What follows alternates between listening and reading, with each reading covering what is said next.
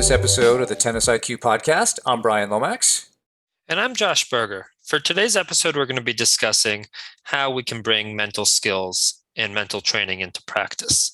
Um, with this topic, this is critical because so many athletes, at least athletes that I work with, are constantly thinking about, how to maximize their game when they're competing.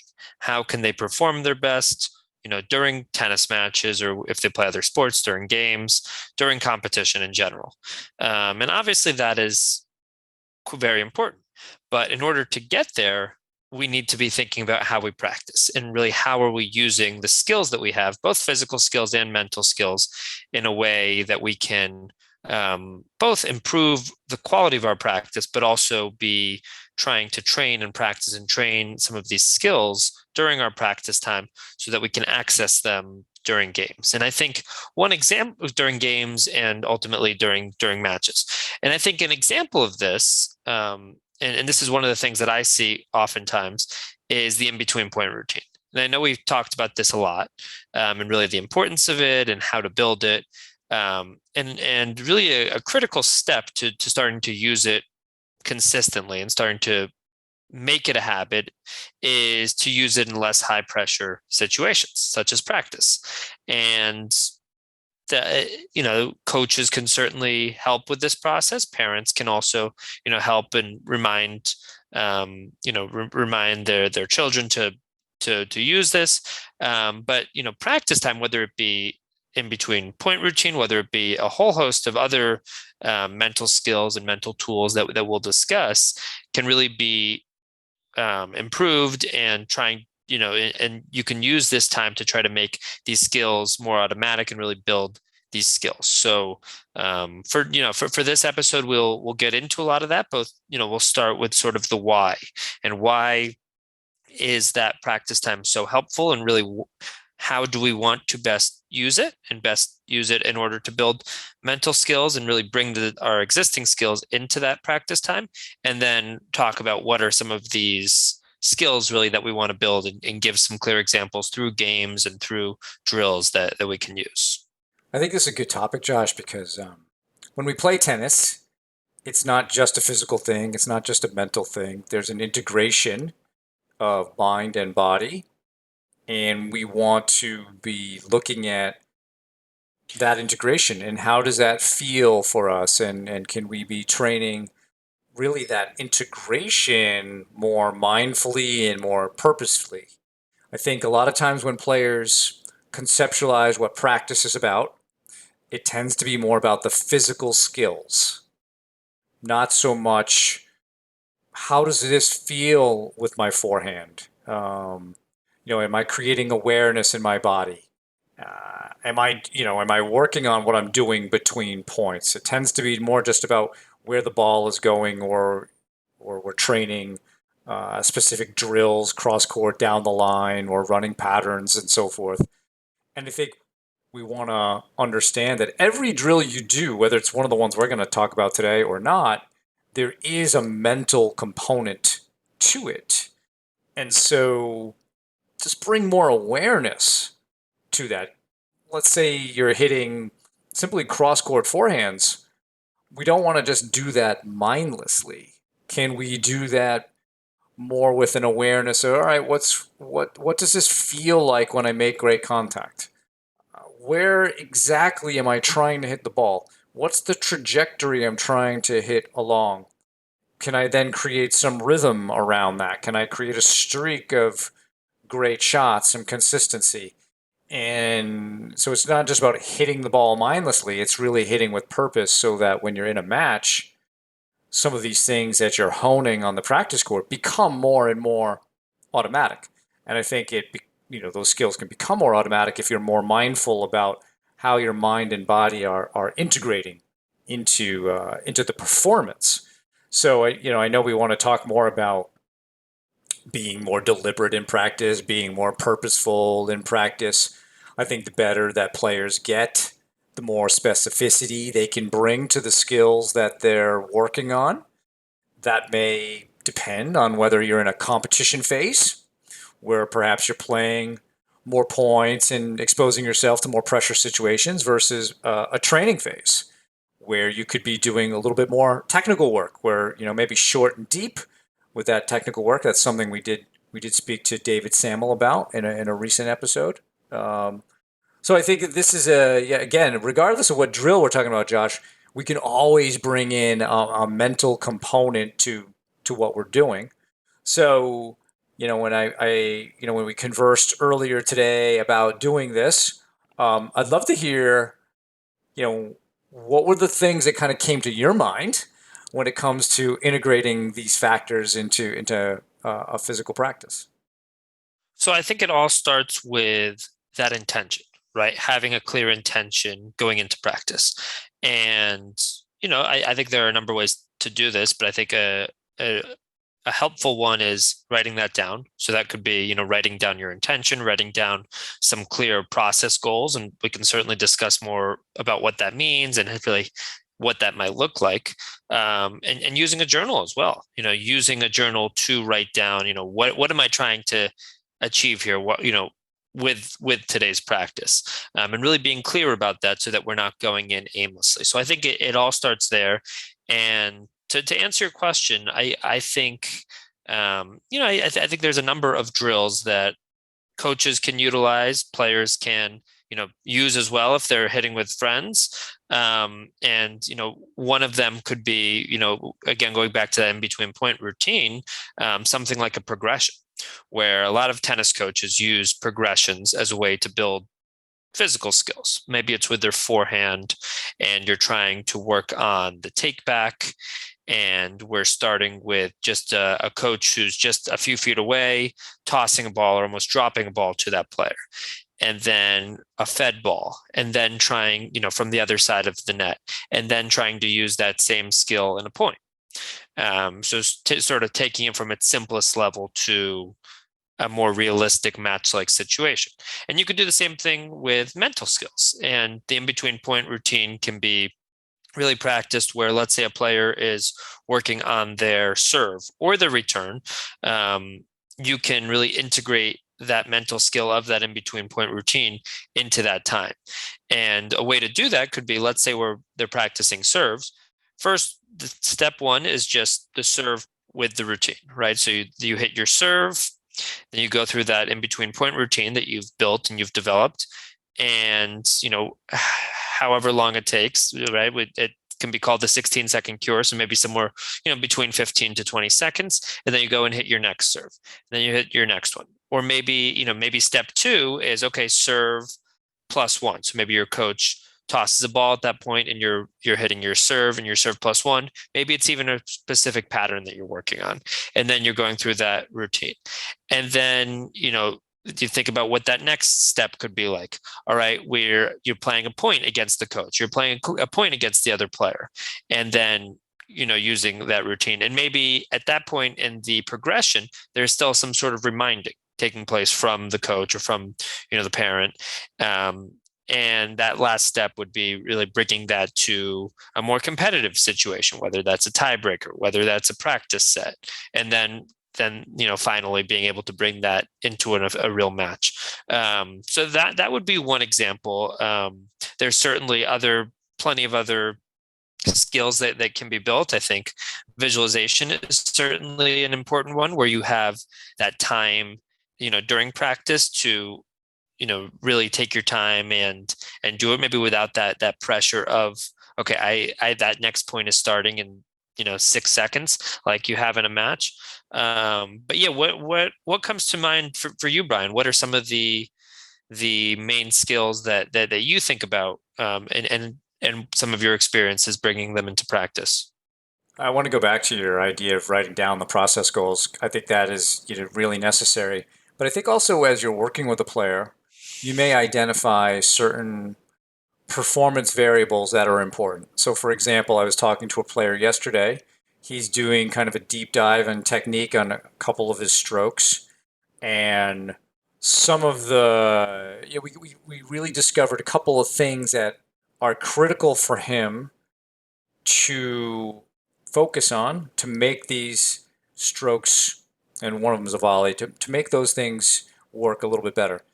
spacing, balance were two of those things. And so we talked about those being important in the practice, and then some variables that he would assess afterwards. All right, how was my spacing? I'm going to go into the practice really pre-committing to working on my spacing, pre-committing to being balanced and using my footwork in that way. But then I want to know afterwards, all right, I think those are important performance variables, and you may identify some for you. When I work with players, I have a number of sort of out of the box performance variables, but I think the more I get to know a player, the easier it becomes to customize those that are important. Some are more important on a competitive, perspective, and then others are more important technically. And we, depending on what phase the player is working in, there's that. Um, there are a number of drills that I love to do, Josh, that have really helped me in my mental skills over the years, or the work I've done, even with college teams. And so I'll talk about one that I think is really valuable, and it's about shrinking the court. And so if you think about, at least for those in the United States, I don't know if these lines are used as much as they are here in the U.S., but many tennis courts have on them the lines for the orange ball court, really for kids who are playing 10 and under. And the width of the orange ball court is actually a really great tool to use to train your tennis skills. And it's part of how we shrink the court, is that we shrink the width and we also shrink the baseline inside the actual baseline a little bit. And the value of playing in that court is your ability to simply make more balls, right? To get used to playing in a smaller court, so that when you're stretched wide or you're out of position, you naturally will bring the ball back into kind of a fat part of the actual court by playing into this smaller court more often. And so we'll do a lot of gameplay in that smaller court. And this is one of those techniques that I like to use in terms of learning how not to lose. It's hard to lose matches if you're keeping the ball within that smaller court. If you watch most pro matches, or you watch a pro match, a good 80% of their shots that they hit are within the width of that orange ball court. So you can almost watch any point, and at least 80% of the shots are within that. Of course, when they get closer to the net, they may expand out their targets. They may go closer to lines. But that makes sense. It's easier. The distance is shorter. You can be more accurate with your shots as you move more and more into the court. But when you're at the baseline, you really want to shrink the court and keep it into something that is, more, that's a little bit safer, but you're still hitting the ball with confidence. So by learning to get the ball up and over the net and down into this little bit of a reduced size court, your consistency automatically goes up. And consistency is one of those areas that it's really the first area that we put pressure on our opponents, learning to be consistent. And so that's a drill that we used last year with one of the college teams that I worked with, and it really, really paid some benefits, especially when conference championship time came around. I think that's great. And, I think thinking of ways to shrink the court, thinking of ways to build consistency is huge. And I think something I've done when I was working, as a coach in person, working with players at different clubs, is different consistency drills. Things like, can we rally to 50? Can we rally to 100 or 200 or whatever that player's level is?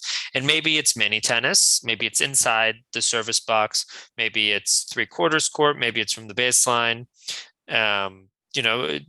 Also having that as part of the warm up brings a certain level of focus, brings a certain level of goal and intent that often isn't there during warm-ups. So I think that, we can start to think about, what are we trying to build here, right? Are we trying to build consistency? We're trying to build focus. Are we trying to, it's tough to hit for players of any level, tough to hit 100, 200 balls if you're not fully focused the whole time, whether it's, so And there's ways to progress from there, right? Maybe we're doing that full court, maybe we're doing it just cross court, or down the line just using half of the court. Um, or maybe it's the type of thing where you have to hit to a certain number, from inside the service line, like mini tennis, and then you can do that from 3/4 court and then move back, like a progression in that way. But trying to find ways to really add that intention and try to build some of these skills, in some of these key parts of practice, like the beginning, I think is really critical.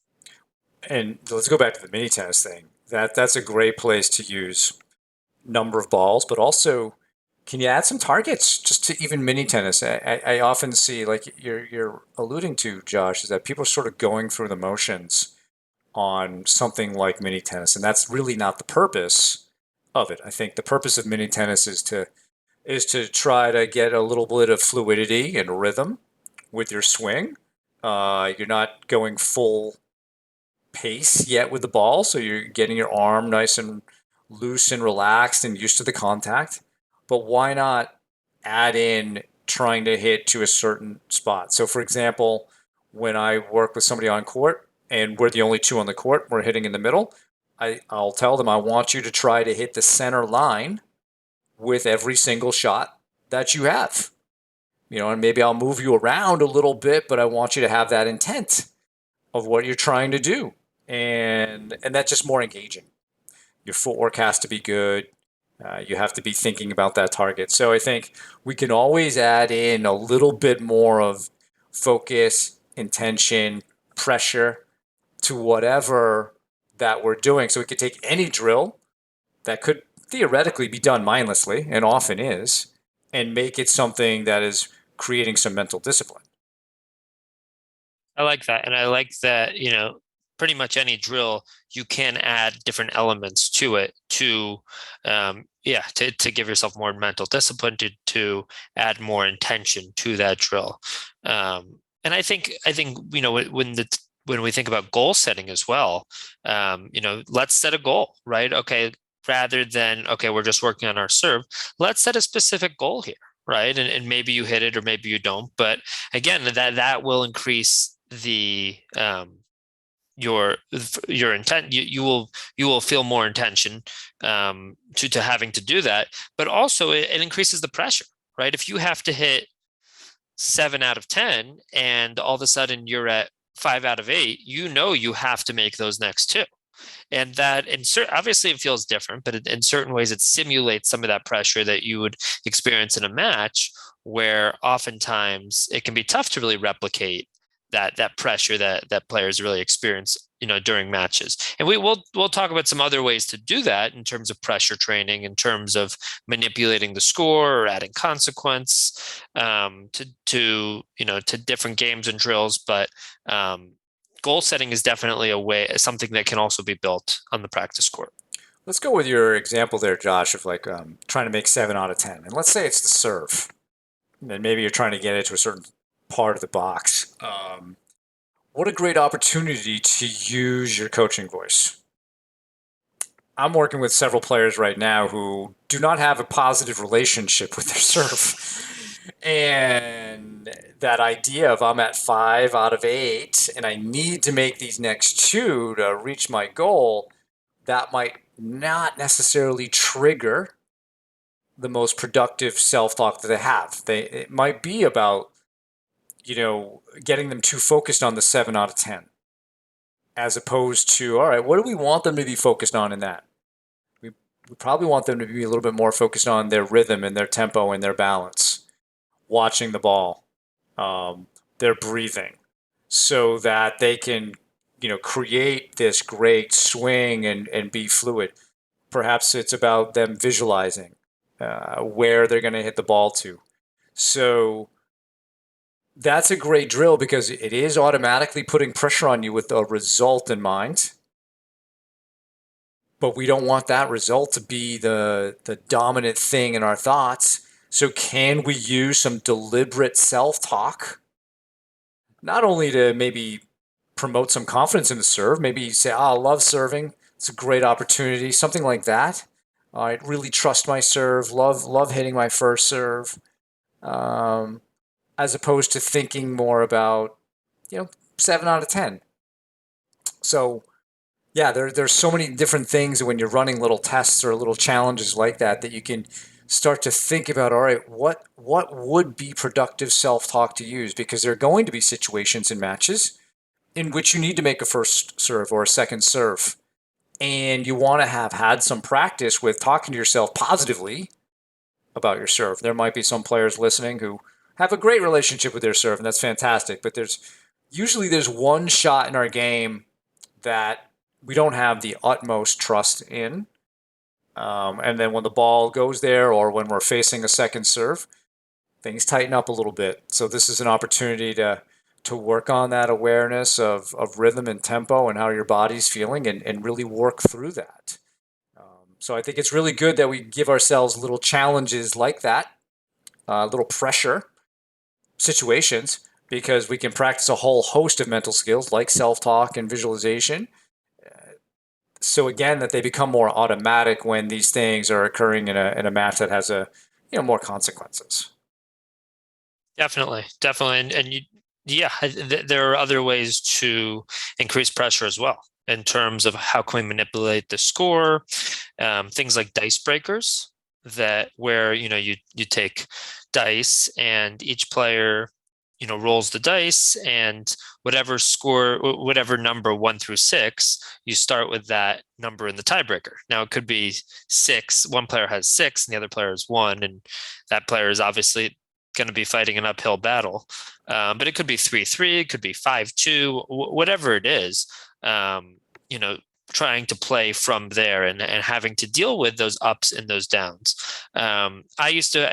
Maybe I've mentioned this or maybe not. I used to play, when I was living in Newport, I used to play a sport called court tennis, which is the sport that tennis actually originated from back in Renaissance days. I think I read around the 13 or 1400s, a long time ago. And in that sport, there is an elaborate handicap system where two players of any level, this could be a world champion or a player that plays, let's say in tennis terms at the 5-0, 5-5 level, let's just say, could play somebody who's relatively new to the sport, who's playing at, let's say, a 2.5 equivalent level or 3.0 level. And those two players could play with some extreme differences in terms of that handicap. One player could be starting at 30 love. The other player could be starting at minus 15 or minus 30, which means they have to win 1 or 2 points just to get back to 0 in that game.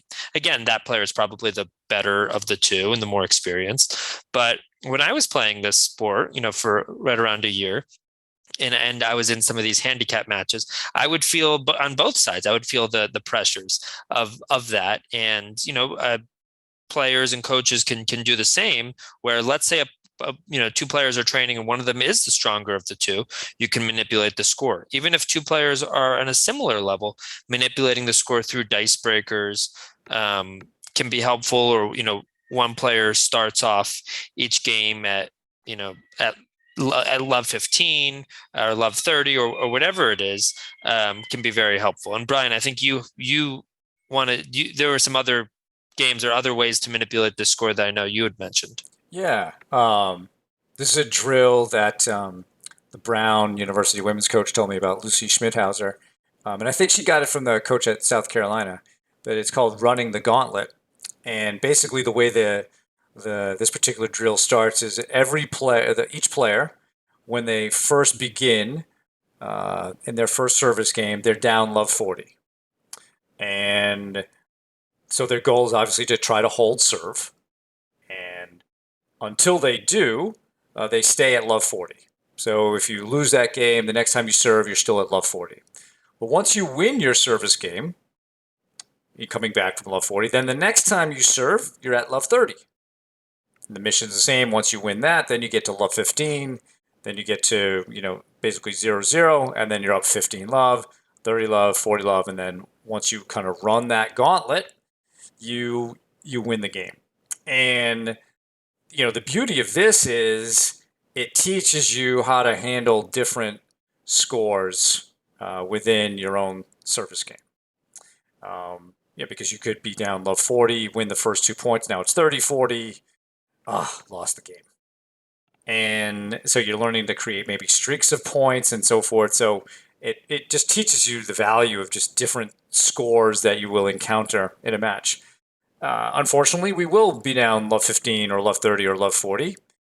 And by going through this, that process hopefully becomes a little bit more normal. You can say, well, I've been down love 40 on my serve before, and I know I can come back and win that game. And the same, for a returner. Returners are going through some of this, and they're feeling, some scoreboard pressure at times, especially once the other player gets on top and starts, from a 15 love, 30 love, 40 love perspective. Can they bring it back as a returner? So that's a pretty cool game, I think, in terms of exposing players to different match situations and then talking about how that went. How did you navigate being down on your serve? How did you navigate being down on your return game so that you can create more awareness of what you're doing? And I think we've talked a lot about this, Josh. A lot of mental toughness really begins with awareness. If you're aware of what you're doing or trying to at least build awareness around what you're doing, it becomes much easier to put change in place and develop your skills so that these performances can become more, you can repeat them and replicate them more often. Absolutely. Absolutely. And, if you're going through the motions during practice, you don't have the chance to do that. You don't have the chance to replicate them and make these skills automatic. And I could see, I haven't done that particular drill, the running the gauntlet, but I really do like it when you describe it. And I could really see how that process of constantly trying to climb your way out of a love 40 deficit, it really builds something, really helps you learn, okay, what do I have to do if I'm serving at love 40? Do I, and that's going to be different for each person. Some players, that means, okay, I need to be more aggressive with my serve here. Maybe I need to try to get a couple free points or try to, hit an ace or try to hit an ace or a service winner, so that I can, I have a better chance of digging my way out. For other players, it's okay, let's make the first serve here. And so I'm not having to hit a second serve down love 40. And it's going to look different for each person, but you learn through training it in a pretty controlled setting how to handle it. And then when you're in that situation in a match and it's love 40, I would imagine you would have more confidence. You've been through it before. You've dug yourself out of that love 40 hole. You've dug yourself out of love 30 and love 15 during practice. You've done it recently. So I really like that drill. And that's something that, two players, at the local park, as a local club can implement, when they go out there next. So I really like that. Yeah. So that's I think that's a really valuable drill. I think another one, not so much a drill, but what is a point of frustration or anxiety for players in matches is making mistakes.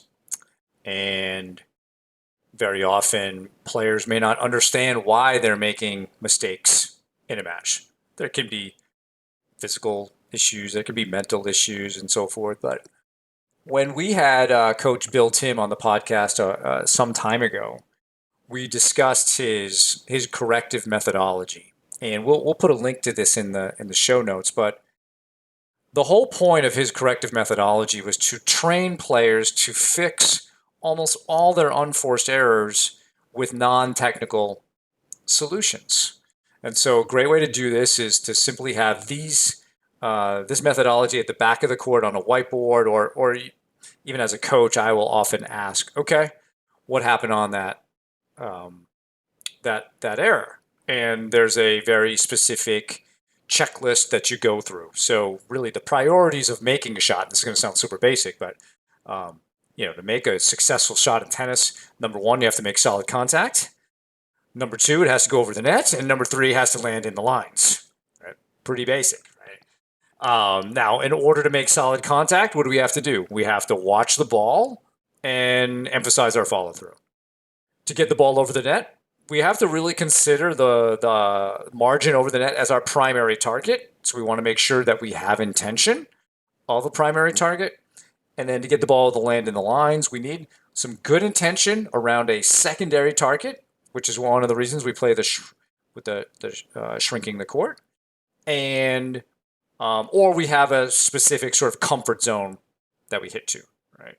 And so when you make an error, you go through this checklist. Question one, did I make solid contact? If the answer is no, all right, the correction is simply watch the ball and emphasize your follow through. All right, let's say you made solid contact. Did the ball go over the net? No? Okay. Corrections, again, very easy. Higher target over the net, right? Just have more intention of getting the ball over the net. Very often, that's the issue is we're trying to hit it to a spot on the court, but we're not taking the net into account enough. And then 3, all right, we've gotten the ball over the net. We've made solid contact. It went wide or went long. So, the adjustments there are perhaps adding a little bit more spin or taking some pace off, having a better sense of the spot in the court we're trying to hit to. None of that is technical. And for most players, when you're playing, the issue isn't necessarily technical. You're probably doing it fine in practice, so there's something else going on. And I think the 2 big mental skills in this corrective methodology, Josh, I believe, are focus and intention. And they come out in ball tracking and they come out in targets. So if we can be better about tracking the ball, if we can have better intention of hitting our targets, both the primary over the net and the secondary in the court, what happens to players just by going through this? You feel like you know how to solve what is going wrong. You don't have this sense like, I don't know what's going wrong. It's not working.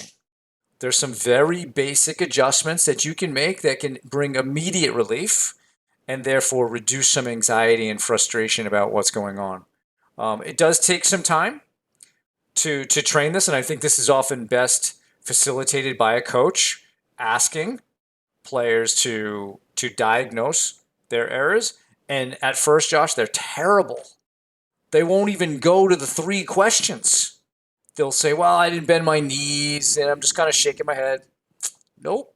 Nope. And then I'll walk them through the questions. And very often, one of the biggest mistakes there is they didn't make solid contact. Just not tracking the ball. But once they get it,